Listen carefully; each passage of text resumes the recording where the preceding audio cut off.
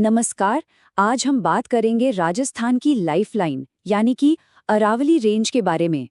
ये एक ऐसी पहाड़ों की श्रृंखला है जो इतनी पुरानी है कि इसने पूरा इतिहास बनते देखा है। तो सवाल ये उठता है कि दुनिया के सबसे पुराने पहाड़ों में से एक, जो अब बस एक अवशेष है, वो एक पूरे रेगिस्तानी राज्य को, एक मॉडर्न स्टेट को जिंदा कैसे रखता है? यही तो इसकी सबसे दिलचस्प बात है। तो चलिए शुरुआत करते हैं इसकी पैदाइश की कहानी से। ये इतनी पुरानी है कि लगता है जैसे धरती के साथ ही इसका जन्म हुआ हो। सबसे पहले तो इसका नाम अरावली, इसका मतलब ही है चोटियों की एक लाइन या रो ऑफ पीक्स। कितना सिंपल और साफ इसका डिस्क्रिप्शन है ना? लेकिन इसका एक और बड़ा ही खूबसूरत नाम है, अरब सागर की बेटी। ऐसा इसलिए कहते हैं क्योंकि साइंटिस्ट्स मानते हैं कि इसकी जो जियोलॉजिकल रूट्स हैं वो अरब सागर के नीचे से शुरू हुई थी। जरा सोचिए, आज जो हम अरावली देखते हैं वो हमेशा ऐसी नहीं थी। करोड़ों साल पहले प्री कैम्ब्रियन युग में ये हिमालय जैसे विशाल ऊंचे पहाड़ों की रेंज हुआ करती थी। लेकिन फिर लाखों सालों तक हवा, पानी, मौसम की मार झेलते झेलते ये घिसती चली गई और आज ये एक रेसिजुअल या अवशिष्ट पर्वत के रूप में खड़ी है। मतलब अपने शानदार अतीत का बस एक छोटा सा हिस्सा। तो इसके जन्म की कहानी तो हमने जान ली। अब देखते हैं कि ये जमीन पर फैली कैसी हुई है, इसका रास्ता और इसका साइज कैसा है। अरावली का रास्ता बिल्कुल सीधा और साफ है। ये शुरू होती है साउथ वेस्ट में गुजरात के पालनपुर से और एकदम डायगोनल लाइन में नॉर्थ ईस्ट की तरफ बढ़ती है। और जानते हैं कहाँ खत्म होती है? दिल्ली में रायसीना हिल्स पर, वही जगह जहां हमारा राष्ट्रपति भवन बना है। तो इसकी टोटल लेंथ कितनी है? लगभग 692 किलोमीटर्स। अंदाजा लगाने के लिए ये दिल्ली से भोपाल तक की दूरी के बराबर है।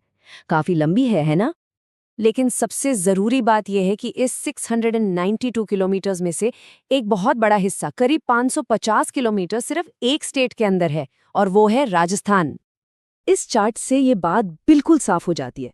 पूरी अरावली रेंज का लगभग 80% हिस्सा अकेले राजस्थान में है और यही वजह है कि ये राजस्थान की पहचान और वहाँ के एनवायरनमेंट के लिए इतनी जरूरी है। अब आते हैं अरावली के सबसे जरूरी काम पर, एक ऐसा रोल जो इसे सिर्फ पहाड़ों की लाइन से कहीं ज्यादा बना देता है। ये राजस्थान की क्लाइमेट यानी कि मौसम की रीढ़ की हड्डी है।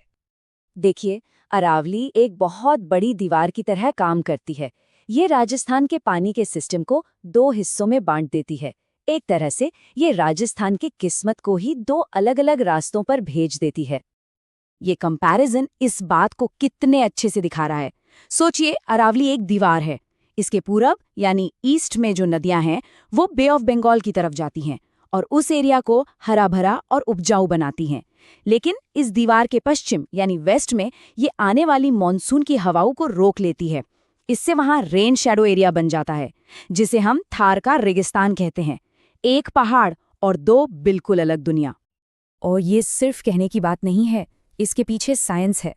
जो 50 सेंटीमीटर एवरेज सालाना बारिश की लाइन है ना, जो गीले और सूखे इलाकों को अलग करती है, वो बिल्कुल अरावली के पैरेलल उसके साथ साथ चलती है। ये कोई इत्तेफाक नहीं, बल्कि अरावली का सीधा असर है। अच्छा, तो हमने इसका बड़ा रोल तो समझ लिया। अब चलिए थोड़ा जूम इन करते हैं और इसकी सबसे ऊंची चोटियों और कुछ खास जगहों को देखते हैं। इतनी सारी चोटियों के नाम याद रखना थोड़ा मुश्किल हो सकता है, सही कहा ना? तो इसके लिए एक सिंपल सी ट्रिक है। बस ये लाइन याद रखिए, गुरु से दिल जरा आशा। इससे आपको 5 सबसे ऊंची पीक्स के नाम ऑर्डर में याद हो जाएंगे। गुरु शिखर, सैर, दिलवाड़ा, जरगा से जरगा और आशा से अचलगढ़। सिंपल। और ये रही इनकी official Heights. Guru Shikhar 1722 metres पर सबसे ऊंची है। और एक इंटरेस्टिंग फैक्ट ये है कि ये हिमालय और नीलगिरी के बीच की सबसे ऊंची चोटी है। बाकी पीक्स भी काफी ऊंची है, जो इस पुरानी रेंज की शान को दिखाती हैं। वैसे गुरु शिखर की हाइट को लेकर एक छोटा सा कंफ्यूजन रहता है। इसकी ऑफिशियल हाइट तो 1722 मीटर है, लेकिन इसके एकदम टॉप पर दत्तात्रेय ऋषि का एक 5 मीटर ऊंचा मंदिर है। तो अगर आप उस मंदिर की हाइट भी जोड़ लें तो ये 1727 मीटर हो जाती है। तो अगली बार अगर आप दोनों नंबर सुने तो कंफ्यूज मत होइएगा। चलिए अब इस सफर के आखिरी हिस्से में चलते हैं। कोई भी चीज जो इतनी पुरानी और जरूरी हो, उसका एक कल्चरल एस्पेक्ट भी होता है ना?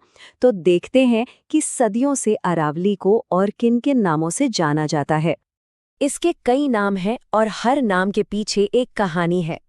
पुराने विष्णु पुराण में इसे परिपत्र कहा गया है।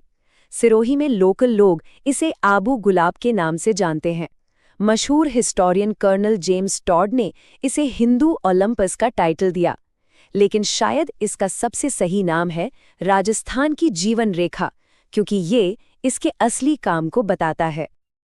तो इस विश्लेषण को हम एक सवाल के साथ खत्म करते हैं। ये प्राचीन पहाड़ जो लाखों सालों से खड़ा है, आने वाले समय में इसका क्या होगा? जियोलॉजी और क्लाइमेट चेंज के इस दौर में क्या अरावली हमेशा राजस्थान की लाइफलाइन बनी रह पाएगी?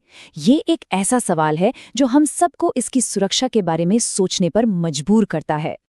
उम्मीद है अरावली का यह सफर आपको पसंद आया होगा और कुछ नया सीखने को मिला होगा। अगर ऐसा है तो इस प्रस्तुति को लाइक करें, शेयर करें और ऐसे ही सिंपल तरीके से डीप लर्निंग के लिए हमारे चैनल को सब्सक्राइब करना ना भूलें। बहुत बहुत धन्यवाद।